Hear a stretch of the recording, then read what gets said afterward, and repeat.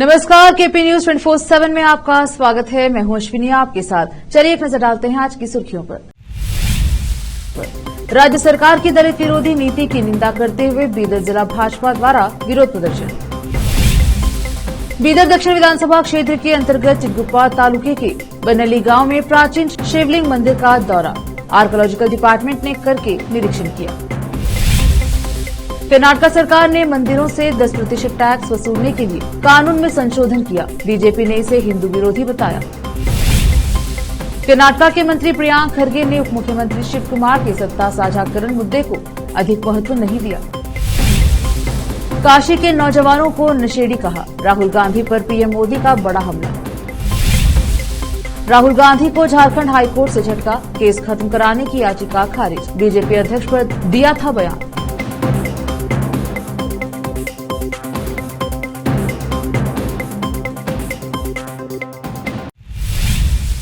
अब समाचार विस्तार से।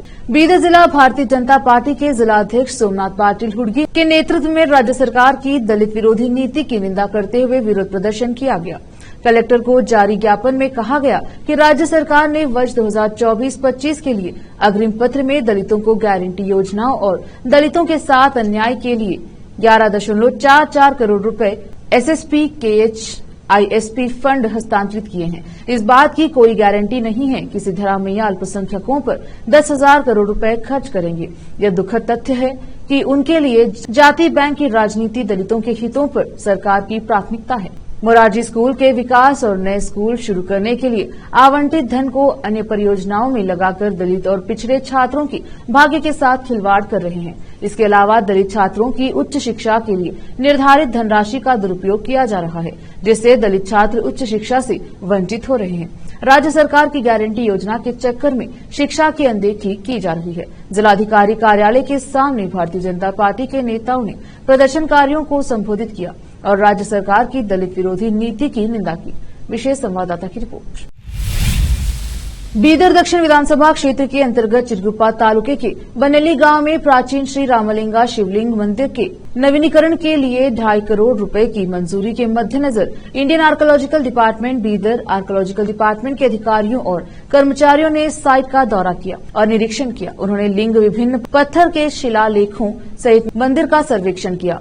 वे इस मंदिर के काल का भी अध्ययन कर रहे हैं। फिलहाल ग्रामीण इस बात से खुश हैं कि जल्द ही जीर्णोद्धार का काम शुरू हो जाएगा। ग्रामीणों ने विधायक शैलेंद्र बेलदाड़े को धन्यवाद अर्पित किया। हम्पी पुरातत्व विभाग के अधीक्षक डॉक्टर निहेल दास, अधीक्षक अभिंतार बरनिर्धरन, बीदर उप क्षेत्र के सहायक संरक्षक अनिरुद्ध देसाई और कई अन्य अधिकारियों ने मंदिर का दौरा किया और लिंग सहित मंदिर का सर्वेक्षण किया। विशेष संवाददाता की रिपोर्ट।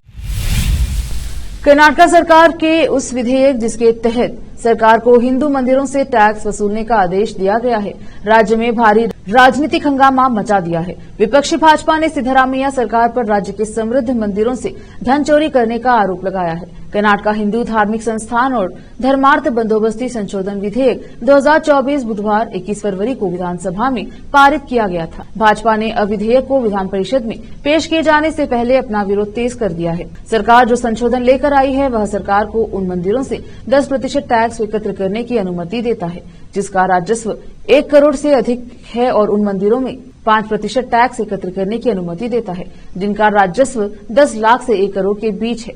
विपक्ष के नेता आर अशोक ने मुख्यमंत्री सिद्धरामैया पर मंदिर संग्रह बक्सों से चोरी करने का आरोप लगाया है और आरोप लगाया कि सरकार का लक्ष्य मंदिरों के राजस्व से 10% कमीशन हासिल करना है।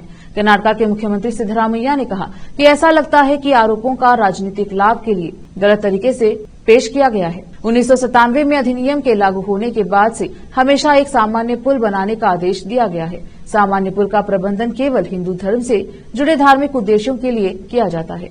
2003 में अधिनियम लागू होने के बाद से कॉमन पुल फंड का उपयोग केवल हिंदू संस्थानों के धार्मिक उद्देश्यों के लिए किया गया है और भविष्य में भी इसका उन्हीं उद्देश्यों के लिए किया जाता रहेगा। कर्नाटक के आरडीपीआर, आईटी और बीटी मंत्री प्रियांक खरगे ने उप मुख्यमंत्री डीके शिव कुमार के लिए 2.5 साल के कार्यकाल के चल रहे मुद्दे को कम करने की कोशिश की। प्रियांक खरगे ने कहा कि इस संबंध में 4 लोगों के बीच चर्चा हुई है और जो भी होगा पार्टी आलाकमान फैसला लेगा। उन्होंने कांग्रेस सांसद और शिव कुमार के भाई डीके सुरेश की टिप्पणी पर सवालों का जवाब देते हुए यह बात कही। कर्नाटक के मंत्री ने आगे कहा, चाहे वह हो या नहीं। अन्य लोगों को इस संबंध में कोई जानकारी नहीं है। किसी को भी इस मामले पर बोलने का अधिकार नहीं है। यह आलाकमान का निर्णय होगा। अभी तक हमारे सीएम सिद्धरामैया हैं, डीसीएम और प्रदेश कांग्रेस कमेटी के अध्यक्ष शिव कुमार हैं। हमने उनके नेतृत्व में चुनाव का सामना किया है और हम आगामी चुनाव का भी सामना करेंगे। इसमें कोई संदेह नहीं है कि कांग्रेस एमपी की 20 सीटें जीत रही हैं। जब खरगे से पूछा गया कि अगर 2.5 साल बाद शिव कुमार को सीएम बनाया जाएगा तो क्या वह इसका स्वागत करेंगे। इस पर खरगे ने कहा कि आप बिना वजह चीजों की कल्पना क्यों करते हैं। अब बजट महत्वपूर्ण है, चर्चा अच्छे बजट के बारे में होने दीजिए। पहले हमें लोकसभा चुनाव का सामना करने दीजिए और 20 सीटें जीतने दीजिए और बाद में हम देखेंगे। विजयपुर जिला ग्राम सहायक संघ ने विजयपुर शहर के जिला कलेक्टर कार्यालय के सामने विरोध प्रदर्शन किया और मांग की कि राज्य के राजस्व विभाग में सर्वोत्तम ग्राम सहायकों को डी ग्रेड कर्मचारी माना जाना चाहिए। 10,450 ग्राम सहायक कार्यरत हैं। महाधिवक्ता प्रोफेसर रवि वर्मा और मधुसूदन आर नाइक द्वारा दी गई रिपोर्ट को ध्यान में रखते हुए उन्हें डी ग्रेड कर्मचारी बनाया जाए। साथ ही उन्होंने जिला प्रशासन के माध्यम से सरकार को आवेदन देकर सेवा सुरक्षा उपलब्ध कराने की मांग की है। विजयपुर से फेरोज शेख की रिपोर्ट। ಗ್ರಾಮ ಸಹಾಯಕರ ನಾವು ಕಳೆದ 44 ವರ್ಷದಿಂದ ಸತತವಾಗಿ ಸೇವೆ ಸಲ್ಲಿಸ್ತಾ ಬರ್ತಾ ಇದ್ದೇವೆ. ಅದಕ್ಕೆ ಕಂಟಿನ್ಯೂಸ್ ಹಾಗೆ ಮನವಿ ಮಾಡ್ತಾ ಇದ್ದೇವೆ. ಮನೆ ಸರ್ಕಾರ ಪದವಿ ಕೊಡ್ತಾನೇ ಇದ್ದೇವೆ. ಅದಕ್ಕಾಗಿ ಮಾನ್ಯ ಕೃಷ್ಣ ಬೈರೇಗೌಡ ಸಾಹೇಬ್ರೆ ಮೊನ್ನೆ ಬೆಳಗಾವಿ ಚಳಗಾಲ ಅಧಿವೇಶನದಲ್ಲಿ ಸ್ಟ್ರೈಕ್ ಮಾಡಿದಾಗ ಕೃಷ್ಣ ಬೈರೇಗೌಡ ಸಾಹೇಬರು ಸ್ಥಳಕ್ಕೆ ಬಂದು 15 ದಿವಸದಲ್ಲಿ ಇದು ನಮಗೆ ಡಿ ಗ್ರೂಪ್ ಮಾಡಿಸ್ಕೊಡ್ತೇನೆ, ಮಾನ್ಯ ಮುಖ್ಯಮಂತ್ರಿಗೆ ಮನವರಿಸಿ ಮಾಡಿಸ್ಕೊಡ್ತೇನೆ ಅಂತ ಮಾತು ಕೊಟ್ಟಿದ್ದರು. ಅದರ ಪಕ್ಕ ಮಾತು ತಪ್ಪಿದ್ದಾರೆ. ಮಾತು ತಪ್ಪಿದ ಪ್ರಕಾರ ಮಾನ್ಯ ಮುಖ್ಯಮಂತ್ರಿಗಳು ಮಾತು ಕೊಟ್ಟು ನಡೆಯುವಂಥ ಯಾವ ಮುಖ್ಯಮಂತ್ರಿ ನಾವು ಕಂಡಿದಂಗೆ ಮಾನ್ಯ ಸಿದ್ದರಾಮಯ್ಯನವರು ಮಾತು ಕೊಟ್ಟು ನಡೆಯುವಂಥ ಯಾವ ಪ್ರಾಮಾಣಿಕ ಮಂತ್ರಿ ಇದ್ದರೂ ಕೂಡ ಮಾನ್ಯ ಬೈರೇಗೌಡ ಸಾಹೇಬರು. ಅದಕ್ಕಾಗಿ ಬೈರೇಗೌಡ ಸಾಹೇಬರಿಗಾಗಲಿ ಮಾನ್ಯ ಸಿದ್ದರಾಮಯ್ಯವರಾಗಲಿ ನಾನು ಒಂದೇ ಹೇಳಲು ಇಚ್ಛೆ ಬಯಸುತ್ತೇನೆ. ಸರ್, ತಾವು ಮನಸ್ಸು ಮಾಡಿದ್ರೆ ಯಾವಾಗ ಆಗ್ಬೇಕು ಸರ್? ಹಲವಾರು ಸಲ 3-4 ಸಲ ಕಾನೂನಾತ್ಮಕ ವರದಿ ಬಂದುಬಿಟ್ಟಿದೆ ಸರ್. ಅದಕ್ಕಾಗಿ ದಯವಿಟ್ಟು ಇನ್ನು ಮುಂದೆ ಬರುವ ಸಚಿವ ಸಂಪುಟ ಮುಂದೆ ಬರುವ ಕ್ಯಾಬಿನೆಟ್ನಲ್ಲಿ ಕೂಡ ಅದಕ್ಕೆ ಸೂಕ್ತವಾದ ತೀರ್ಮಾನ ತಗೋಬೇಕಂತ ನಾ ಹೇಳ ಬಯಸುತ್ತೇನೆ ಸರ್. ತಮ್ಮ ಹೆಸರು ಸರ್? ಜಿಲ್ಲಾ ಅಧ್ಯಕ್ಷರು NC ಇನಾಮದಾರ್ ಸರ್. अब लेते हैं छोटा सा ब्रेक, जल्द लौटेंगे ब्रेक के बाद।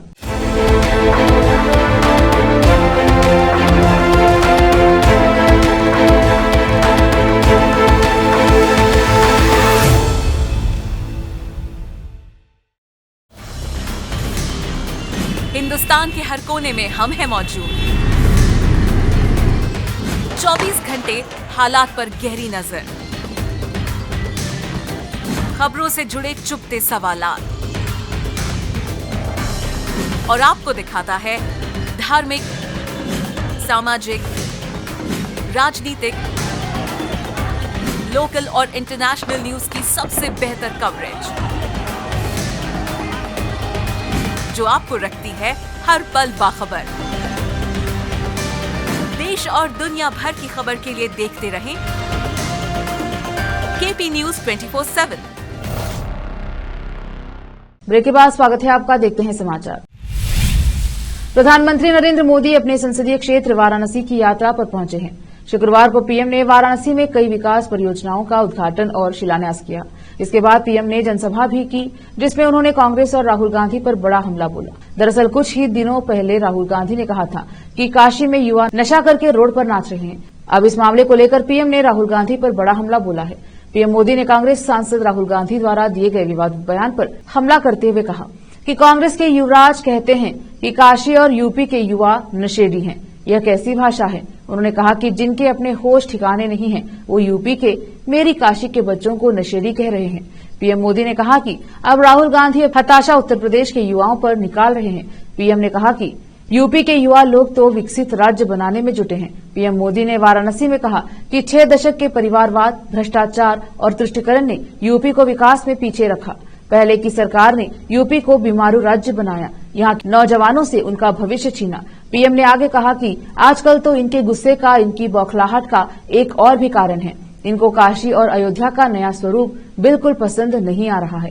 ये अपनी भाषणों में राम मंदिर को लेकर कैसी कैसी बातें करते हैं। मैं ये नहीं जानता था कि कांग्रेस को प्रभु श्री राम से इतनी नफरत है।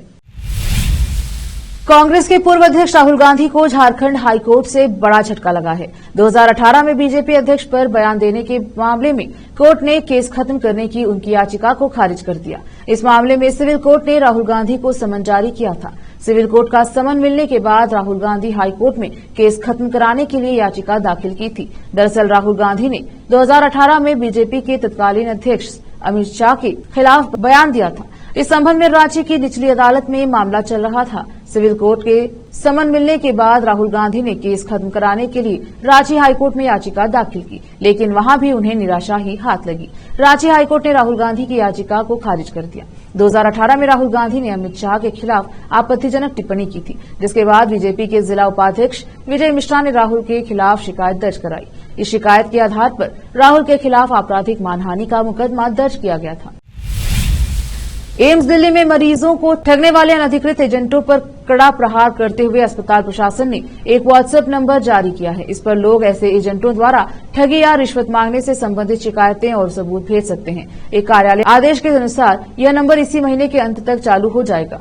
इस आदेश के अनुसार एम्स के निदेशक एम श्रीनिवास ने मरीजों और उनके रिश्तेदारों के साथ बातचीत के दौरान पाया कि ऐसे दलाल और एजेंट उनमें से कुछ को दवा सप्लाई करने या एम्स के बाहर जांच में मदद करने का बहाना करके या उन्हें तेजी से सुधार के लिए अन्य अस्पतालों में रेफर करके लूट रहे हैं। इसमें लिखा है भ्रष्टाचार विरोधी हेल्पलाइन नंबर। यदि कोई दलाल एजेंट आपको धोखा दे रहा है या कोई एम्स नई दिल्ली में सेवाओं के लिए रिश्वत मांग रहा है तो कृपया इस नंबर पर व्हाट्सएप के माध्यम से ऑडियो या वीडियो साक्ष्य और स्थान भेजें।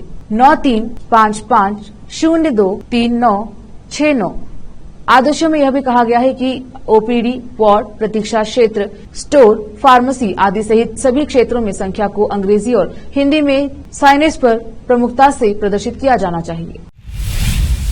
अब वक्त एक और छोटे से ब्रेक का, जल्द लौटेंगे ब्रेक के बाद।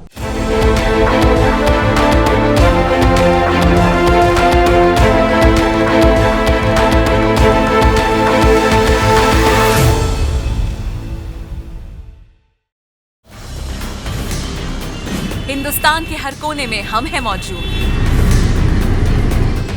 24 घंटे हालात पर गहरी नजर, खबरों से जुड़े चुपते सवालात और आपको दिखाता है धार्मिक, सामाजिक, राजनीतिक, लोकल और इंटरनेशनल न्यूज की सबसे बेहतर कवरेज जो आपको रखती है हर पल बाखबर। देश और दुनिया भर की खबर के लिए देखते रहें केपी न्यूज 24/7। ब्रेक के बाद स्वागत है आपका, देखते हैं समाचार। चुनाव आयोग ने बिहार विधान परिषद की 11 सीटों की द्विवार्षिक चुनाव की शुक्रवार को घोषणा कर दी। इस 11 सीटों में मुख्यमंत्री नीतीश कुमार की सीट भी शामिल है। कुमार के अलावा जिनका वर्तमान कार्यकाल 6 मई को समाप्त हो रहा है, उनमें सदन में प्रतिपक्ष के नेता एवं पूर्व मुख्यमंत्री राबड़ी देवी आरजेडी और उनकी पार्टी के सहयोगी रामचंद्र पूर्व शामिल हैं। इन सीटों पर चुनाव के लिए अधिसूचना 4 मार्च को जारी की जाएगी और 11 मार्च तक नामांकन पत्र दाखिल करना होगा। नामांकन पत्र वापस लेने की अंतिम तिथि 14 मार्च है। बिहार विधानसभा के सदस्य 21 मार्च को इन 11 सीटों के लिए उम्मीदवारों का चयन करेंगे और वोटों की गिनती 23 मार्च तक पूरी करनी होगी। इनमें से 3 सीटें भारतीय जनता पार्टी के पास हैं, जिसका प्रतिनिधित्व पूर्व केंद्रीय मंत्री संजय पासवान और सैयद शाहनवाज हुसैन एवं पूर्व राज्य मंत्री मंगल पांडे कर रहे हैं। कांग्रेस के पास केवल 1 सीट है, जिसका प्रतिनिधित्व प्रेमचंद्र मिश्रा करते हैं। मुख्यमंत्री कुमार के अलावा पार्टी के अन्य नेता जिनका कार्यकाल समाप्त होने वाला है, उनमें संजय कुमार झा शामिल हैं। संजय कुमार झा को हाल ही में राज्यसभा के लिए चुना गया है। दिल्ली सरकार में मंत्री सौरभ भारद्वाज ने एक प्रेस कॉन्फ्रेंस में बीजेपी पर हमला बोला और कहा कि बीजेपी घबराई हुई है और आम आदमी पार्टी के संयोजक अरविंद केजरीवाल को अगले 2 से 3 दिन में गिरफ्तार कर सकती है। उन्होंने कहा कि कांग्रेस और आप में गठबंधन की खबरें आने लगी हैं। बीजेपी ये कह रही है कि गठबंधन ही होगा, लेकिन अचानक अरविंद केजरीवाल को ईडी का 7वां नोटिस आ जाता है। अब सीबीआई को आगे किया गया और सौरभ भारद्वाज ने कहा कि अब ईडी ही नहीं, सीबीआई भी अरविंद केजरीवाल को गिरफ्तार करने वाली है। सीआरपीसी 41A का नोटिस तैयार है। 2 से 3 दिन में अरविंद केजरीवाल को गिरफ्तार करने की तैयारी है। उन्होंने कहा कि ईडी का मामला तो कोर्ट में फंस गया है, अब सीबीआई को आगे किया गया है। सौरभ भारद्वाज ने कहा कि अगर गठबंधन हुआ तो केजरीवाल गिरफ्तार होंगे। हमें बताया जा रहा है कि अगर केजरीवाल को बाहर देखना चाहते हैं तो अलायंस मत करो। सौरभ ने कहा कि 400 पार के लक्षण ये नहीं है कि बुजुर्ग पूर्व राज्यपाल के घर सीबीआई भेज दो। उन्होंने जोर देकर कहा कि कांग्रेस और आप का गठबंधन होने जा रहा है। आप जो भी कुछ कर रहे हो, चाहे अरविंद केजरीवाल को गिरफ्तार कर लो। स्पेन के पूर्वी शहर वेलेंसिया में 2 आवासीय इमारतों में गुरुवार को आग लग जाने से 4 लोगों की मौत हो गई। 19 लोग लापता हैं। अधिकारियों ने यह जानकारी दी है। उन्होंने बताया है कि आग लगने के बाद इमारत में रहने वाले लोग भागने लगे और दमकल कर्मियों ने उनमें से कुछ की जान बचाई। अधिकारियों ने बताया कि आग संभवतः एक 14 मंजिला आवासीय इमारत से शुरू हुई। दमकल कर्मियों ने बालकनी से 2 लोगों को सुरक्षित नीचे उतारने के लिए क्रेन का उपयोग किया। वेलेंसिया के सहायक आपात सेवा निदेशक जॉर्ज स्वारेज ने संवाददाताओं को बताया कि घटना में 4 लोगों की मौत हो गई। स्पेन की सैन्य आपात सेवा इकाई के कर्मियों को भी घटनास्थल पर तैनात किया गया है। सरकारी समाचार एजेंसी एपी की खबर के अनुसार आग शाम में शुरू हुई और बगल के एक इमारत में भी फैल गई। आपात सेवा के अनुसार 4 लोगों की मौत होने के अलावा कम से कम 13 लोग घायल हुए। घायलों में 6 दमकल कर्मी भी हैं। फिलहाल यह स्पष्ट नहीं है कि घटना के समय दोनों इमारतों में कितने लोग थे या कितने लोगों को बचाया गया। पाकिस्तान में सेना के दबाव में क्या नहीं हो सकता। दरअसल जिस अधिकारी ने खुद पाकिस्तान में हुई चुनावी धांधली का आरोप लगाया था, उसी ने यू टर्न ले लिया है। यही नहीं, जिस अधिकारी ने पहले चुनाव में धांधली का आरोप सेना और सरकार पर लगाया था, अब उसी अधिकारी ने इमरान खान की पार्टी पीटीआई पर निशाना साधा है। जानकारी के अनुसार पिछले हफ्ते रावलपिंडी के पूर्व आयुक्त लियाकत अली चट्ठा ने दावा किया था कि इस्तीफा देने से पहले रावलपिंडी को 13 उम्मीदवारों को जबरदस्ती विजेता घोषित किया गया था। अब उसी अधिकारी का कहना है कि उसने उस प्रेस कॉन्फ्रेंस में ऐसा दावा पीटीआई के एक वरिष्ठ नेता के दबाव में किया था। पाकिस्तान चुनाव आयोग ईएसपी को लिखे पत्र में चट्ठा ने कहा कि पिछले हफ्ते की प्रेस कॉन्फ्रेंस पीटीआई के एक वरिष्ठ नेता के आदेश पर आयोजित की गई थी। उन्होंने कहा, इस प्रस्तावित प्रेस कॉन्फ्रेंस का प्राथमिक उद्देश्य पीटीआई द्वारा बनाई जा रही झूठी कहानियों को बढ़ावा देकर सनसनी और नाटक पैदा करना था। मैं अपने कार्यों की पूरी जिम्मेदारी लेता हूं और किसी भी तरह की कानूनी कार्यवाही के लिए अधिकारियों के सामने खुद को आत्मसमर्पण करता हूं। फिर से एक नजर आज की सुर्खियों पर। राज्य सरकार की दलित विरोधी नीति की निंदा करते हुए बीदर जिला भाजपा द्वारा विरोध प्रदर्शन। बीदर दक्षिण विधानसभा क्षेत्र के अंतर्गत चिटगुप्पा तालुके के बनली गांव में प्राचीन शिवलिंग मंदिर का दौरा आर्कियोलॉजिकल डिपार्टमेंट ने करके निरीक्षण किया। कर्नाटक सरकार ने मंदिरों से 10% टैक्स वसूलने के लिए कानून में संशोधन किया। बीजेपी ने इसे हिंदू विरोधी बताया। कर्नाटक के मंत्री प्रियांक खरगे ने उप मुख्यमंत्री शिव कुमार के सत्ता साझाकरण मुद्दे को अधिक महत्व नहीं दिया। काशी के नौजवानों को नशेड़ी कहा। राहुल गांधी पर पीएम मोदी का बड़ा हमला। राहुल गांधी को झारखंड हाईकोर्ट से झटका, केस खत्म कराने की याचिका खारिज। बीजेपी अध्यक्ष पर दिया था बयान।